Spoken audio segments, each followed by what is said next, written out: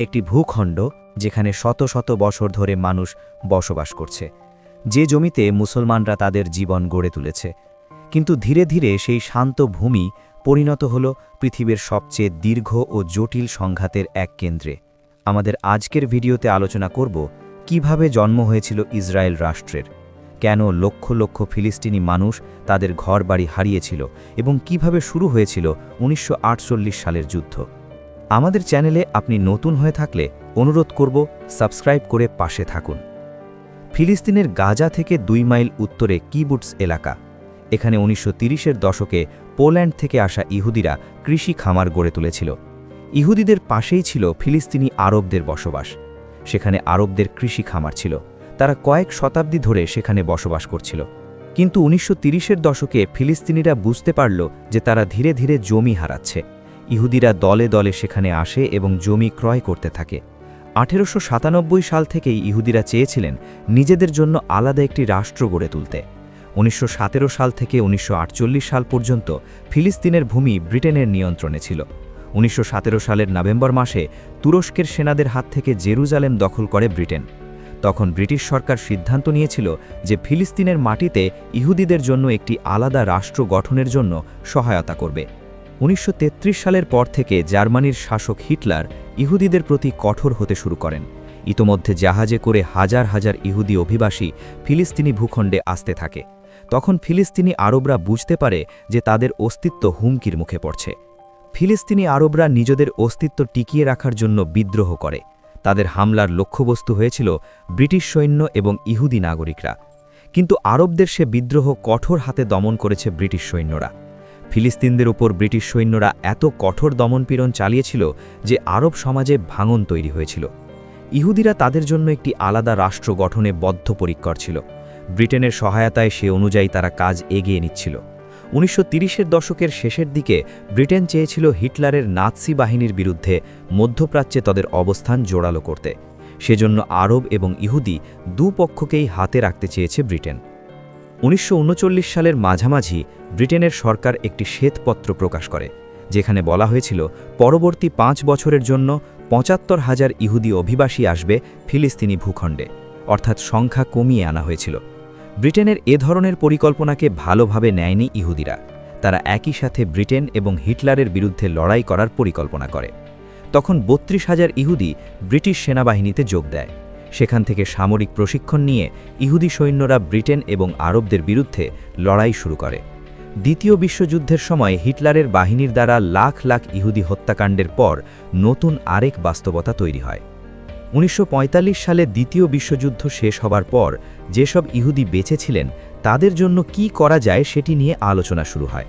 তখন ফিলিস্তিনি ভূখণ্ডে ইহুদিদের জন্য একটি আলাদা রাষ্ট্র গঠনের চিন্তা আরও জোরালো হয়। আমেরিকার তৎকালীন প্রেসিডেন্ট হ্যারি ট্রুম্যান ইসরায়েল রাষ্ট্রের পক্ষে জোরালো অবস্থান তুলে ধরেন। মিস্টার ট্রুম্যান চেয়েছিলেন হিটলারের হাত থেকে বেঁচে যাওয়া 1 লাখ ইহুদিকে অতি দ্রুত ফিলিস্তিনের ভূখণ্ডে জায়গা দেয়া হোক। কিন্তু ব্রিটেন বুঝতে পারছিল যে এত বিপুল সংখ্যক ইহুদিদের ফিলিস্তিনি ভূখণ্ডে নিয়ে গেলে সেখানে গৃহযুদ্ধ হবে। এ সময় ইহুদিদের সশস্ত্র দলগুলো ব্রিটিশ সৈন্যদের ওপর ফিলিস্তিনের বিভিন্ন জায়গায় হামলা চালানো শুরু করে। তখন ইউরোপ থেকে ফিলিস্তিনের উদ্দেশ্যে জাহাজ বোঝাই হয়ে আসা হাজার হাজার ইহুদিদের বাধা দেয় ব্রিটিশ বাহিনী, কিন্তু তাতে খুব একটা লাভ হয়নি। ইহুদি সশস্ত্র দলগুলো ব্রিটিশ বাহিনীর ওপর তাদের আক্রমণের মাত্রা বাড়িয়ে দেয়। তাদের উদ্দেশ্য ছিল এমন একটি পরিস্থিতির তৈরি করা যাতে ইহুদি রাষ্ট্র গঠনের জন্য ব্রিটেন এবং আন্তর্জাতিক সম্প্রদায় দ্রুত সিদ্ধান্ত নেয়। তখন সমাধানের জন্য ব্রিটেনের ওপর চাপ বাড়তে থাকে। এরপর বাধ্য হয়ে ব্রিটেন বিষয়টিকে জাতিসংঘে নিয়ে যায়। 1947 সালের নভেম্বর মাসে ফিলিস্তিনের ভূখণ্ডে 2টি রাষ্ট্র গঠনের সিদ্ধান্ত নেয় জাতিসংঘ, একটি ইহুদিদের জন্য এবং অন্যটি আরবদের জন্য। ইহুদিরা মোট ভূখণ্ডের 10% মালিক হলেও তাদের দেয়া হয় মোট জমির অর্ধেক। কিন্তু আরবদের জনসংখ্যা এবং জমির মালিকানা ছিল আরবদের দ্বিগুণ। স্বভাবতই আরবরা এ সিদ্ধান্ত মেনে নেয়নি। তারা জাতিসংঘের এ সিদ্ধান্ত খারিজ করে দেয়। কিন্তু ফিলিস্তিনিদের ভূখণ্ডে তখন ইহুদিরা বিজয় উল্লাস শুরু করে। অবশেষে ইহুদিরা একটি স্বাধীন ভূখণ্ড পেল। কিন্তু আরবরা অনুধাবন করেছিল যে কূটনীতি দিয়ে এ সমস্যার সমাধান হবে না। জাতিসংঘের এ সিদ্ধান্তের পর আরব এবং ইহুদিদের মধ্যে দাঙ্গা শুরু হয়ে যায়। তখন ফিলিস্তিন ভূখণ্ড ছেড়ে যাওয়ার জন্য ব্রিটিশ সৈন্যরা দিন গুনতেছিল। তখন ইহুদিদের সশস্ত্র দলগুলো প্রকাশ্যে আসতে শুরু করে। তাদের গোপন অস্ত্র কারখানাও ছিল, কিন্তু ইহুদিদের সবচেয়ে বড় সুবিধা ছিল তাদের বিচক্ষণ নেতৃত্ব। এর বিপরীতে আরবদের কোনো নেতৃত্ব ছিল না। ইহুদিরা বুঝতে পেরেছিল যে নতুন রাষ্ট্র গঠনের পর আরবরা তাদের ছেড়ে কথা বলবে না। সম্ভাব্য যুদ্ধের জন্য আগে থেকেই তৈরি ছিল ইহুদিরা।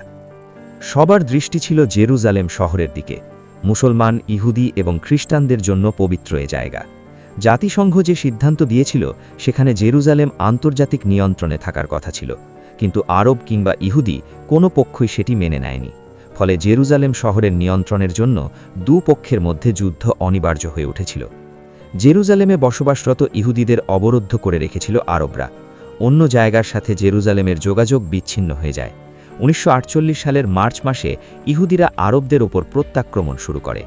ইহুদিরা যখন তাদের আক্রমণের মাত্রা বাড়িয়ে দেয়, তখন 1947 সালের ডিসেম্বর মাস নাগাদ বহু ফিলিস্তিনি আরব তাদের বাড়িঘর ছেড়ে পালিয়ে যায়। ইহুদি সশস্ত্র গ্রুপগুলোর নৃশংসতা আরবদের মনে ভয় ধরিয়ে দেয়। অন্যদিকে ফিলিস্তিনি সশস্ত্র গ্রুপগুলো ইহুদিদের ওপর কয়েকটি আক্রমণ করে, কিন্তু ইহুদিদের ক্রমাগত এবং জোরালো আক্রমণের মুখে ভেঙে পড়তে শুরু করে ফিলিস্তিনিরা। তারা বাড়িঘর ছেড়ে পালিয়ে যায়।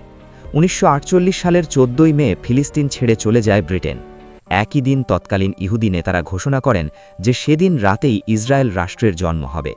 ইসরায়েল রাষ্ট্রের জন্মের 1 ঘণ্টার মধ্যেই আরবরা আক্রমণ শুরু করে।